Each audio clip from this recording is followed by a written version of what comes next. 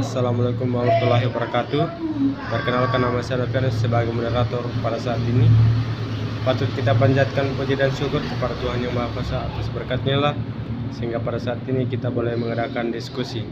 Untuk mengefisienkan waktu, saya persilakan kepada pemateri untuk memaparkan materinya.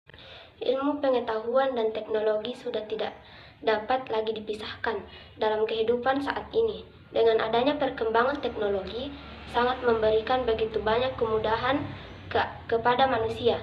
Manusia dapat menempuh perjalanan jauh dengan waktu yang sangat singkat karena adanya transportasi. Manusia dapat melakukan komunikasi dengan orang yang berada di kota atau di luar negeri dengan menggunakan telepon.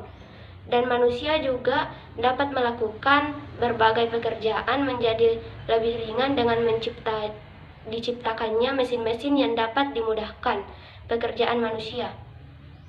Namun, di samping banyaknya manfaat yang telah diperoleh manusia, di sisi lain muncul pula dampak yang tidak jarang dapat merugikan manusia, dan sering pula terjadi penyalahgunaan manfaat dan fungsi kemajuan teknologi bagi kehidupan manusia.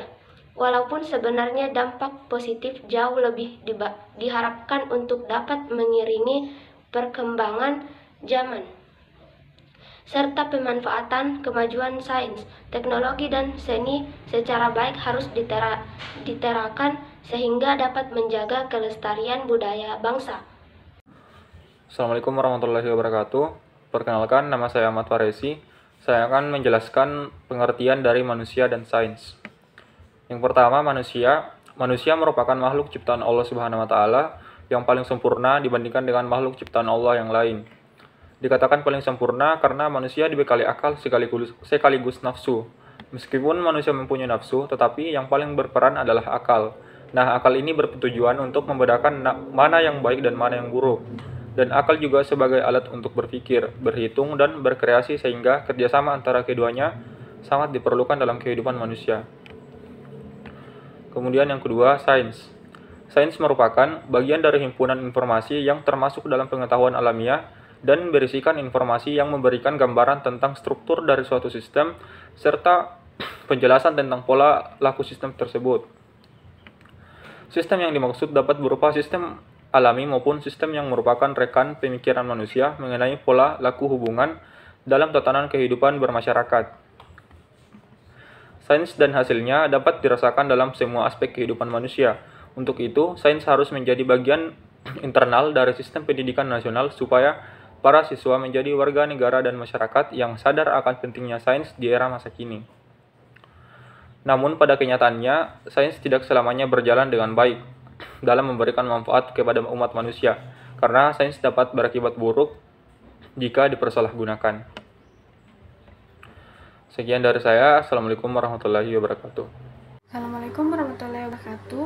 Perkenalkan, nama saya Stevi Kristanti. Di sini saya akan membawakan materi teknologi dan sains.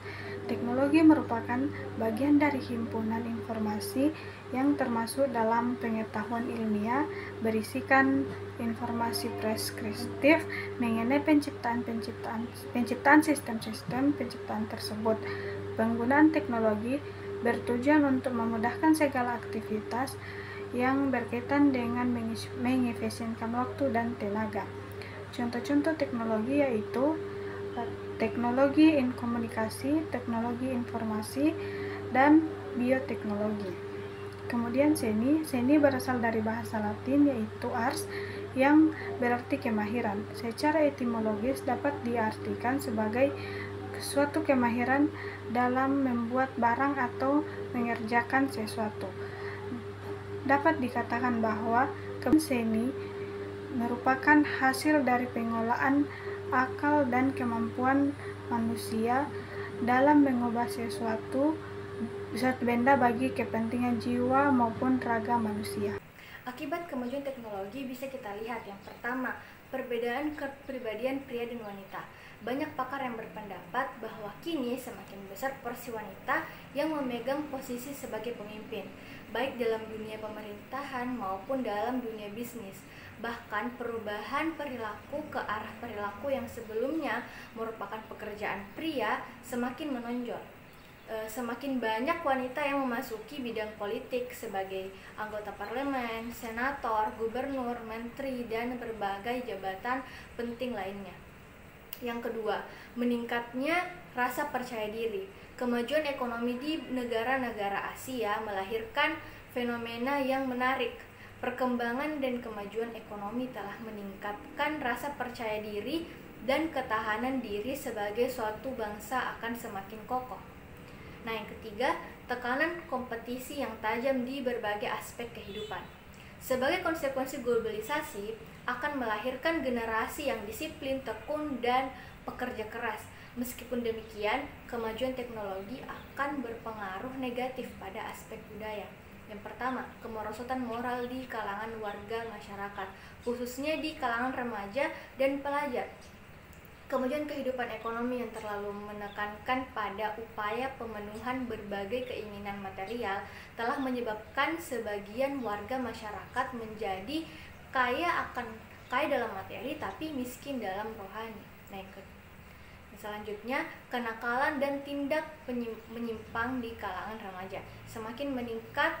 Semakin lemahnya kewibawaan tradisi-tradisi yang ada di masyarakat seperti gotong royong dan tolong menolong telah melemahkan kekuatan-kekuatan sentripetal yang berperan penting dalam menciptakan kesatuan sosial. Nah, selanjutnya, pola interaksi antar manusia yang berubah.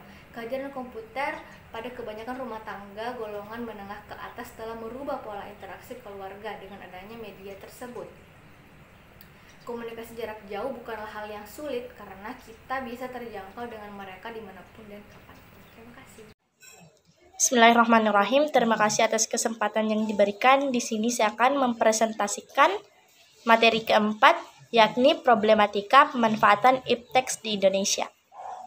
Nah, sebelum problematika, kita perlu ketahui pemanfaatannya dulu. Nah, kemajuan teknologi adalah sesuatu yang tidak dapat kita hindari di dalam kehidupan ini.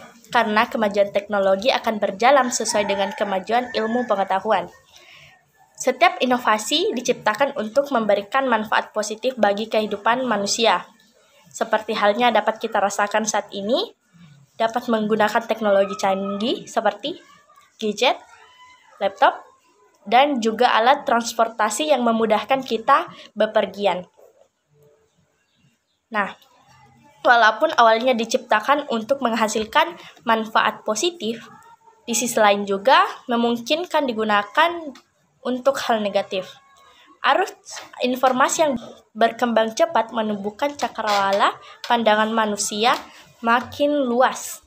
Teknologi yang sebenarnya merupakan alat bantu kemampuan diri manusia, kini telah menjadi sebuah kekuatan otonom yang justru membelenggu perilaku dan gaya hidup kita sendiri. Akibatnya, rasa tanggung jawab sudah pudar terhadap budaya kita. Masyarakat tidak lagi peduli dengan budayanya. Dengan adanya pengaruh yang sangat besar, karena ditopang pula oleh sistem-sistem sosial yang kuat dan dalam kecepatan yang semakin tinggi, teknologi telah menjadi pengarah hidup manusia. Perubahan cepat dalam teknologi informasi telah merubah budaya semakin besar masyarakat dunia, terutama yang tinggal di perkotaan. Perubahan budaya lokal dan sosial akibat revolusi informasi merupakan sekelompok masyarakat yang langsung terkena pengaruh budaya global.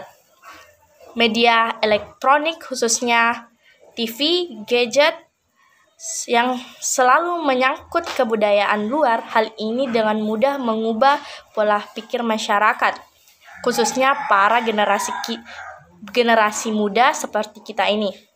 Mereka cenderung melupakan budaya sendiri dan beralih ke budaya luar. Nah, itulah problematika dari pemanfaatan ipteks di Indonesia. Demikianlah hasil pemaparan materi kami. Kurang dan lebihnya mohon dimaafkan.